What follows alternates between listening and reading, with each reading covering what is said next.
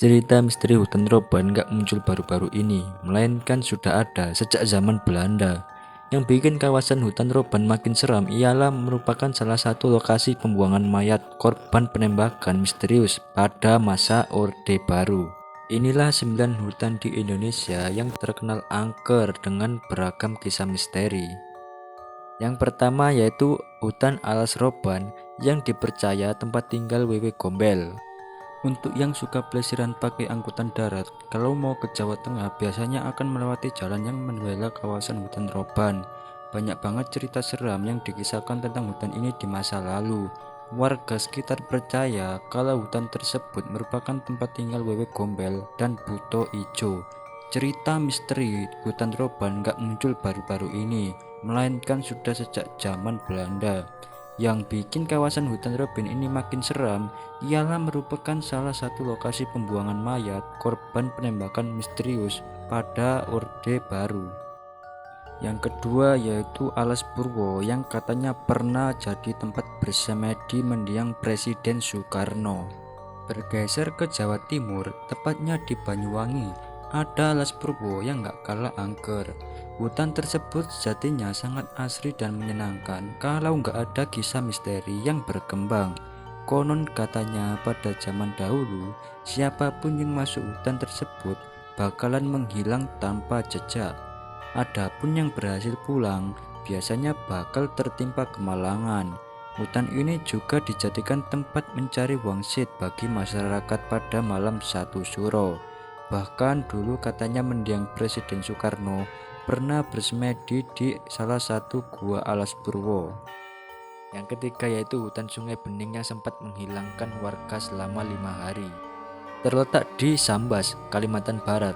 Nama hutan Sungai Bening beberapa waktu lalu sempat heboh. Pasalnya ada seorang warga yang menghilang selama 5 hari.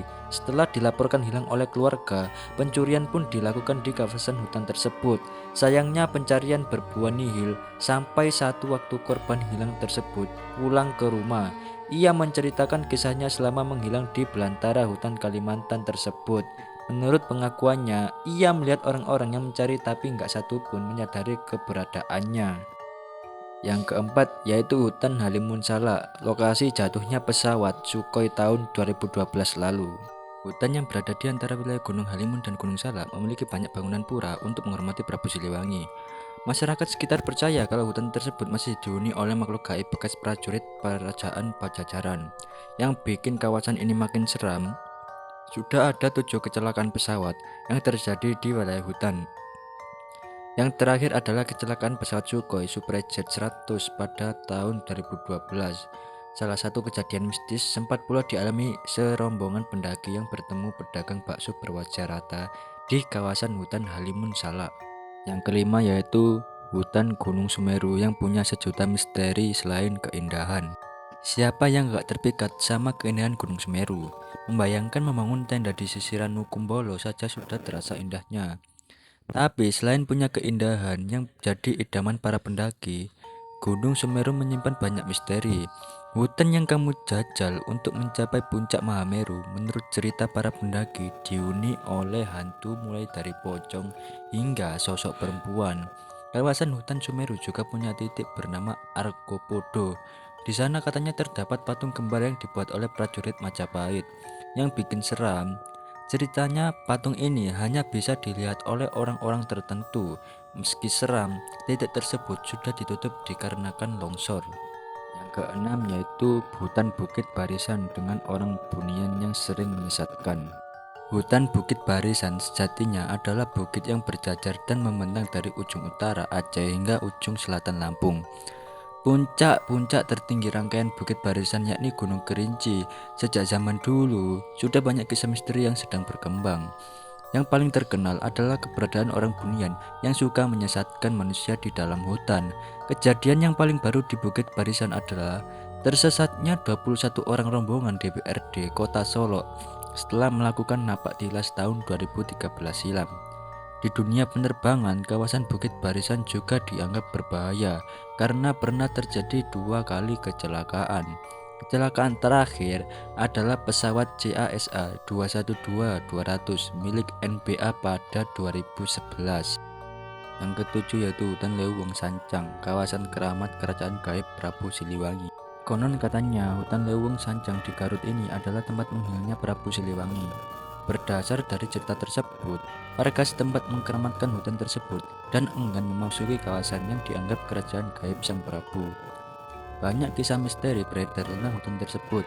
Yang paling sering adalah warga disesatkan oleh makhluk halus karena enggak meninggalkan hutan saat hari mulai gelap. Yang kedelapan yaitu Taman Hutan Raya Bukit Soeharto yang punya cerita hantu Romusa. Taman Hutan Raya Bukit Soeharto ini berada di calon ibu kota baru, Kutai Kartanegara. Jika berkunjung ke sana, kamu akan mendapati keasrian dan beberapa jenis pohon seperti akasia, sengon, johar, sungkai, dan mahoni. Di antara pepohonan itu, cerita misteri berkembang. Katanya di sana bersemayam hantu Romusa. Menurut cerita, hantu Romusa tersebut sempat menampakkan diri ke pengunjung. Keberadaan hantu Romusa itu ditengarai karena kawasan tersebut dulunya adalah kamp penyiksaan Romusa oleh Jepang.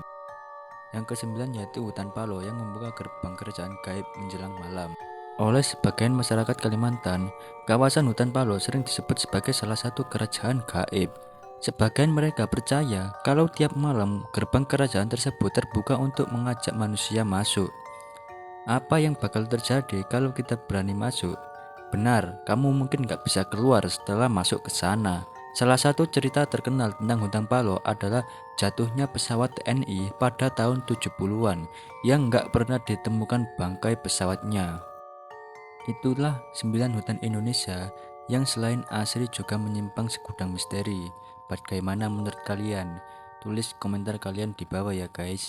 Sekian video kali ini. Jangan lupa kalian tekan tombol subscribe agar saya semangat bikin konten.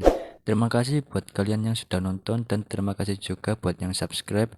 Sampai jumpa di video berikutnya.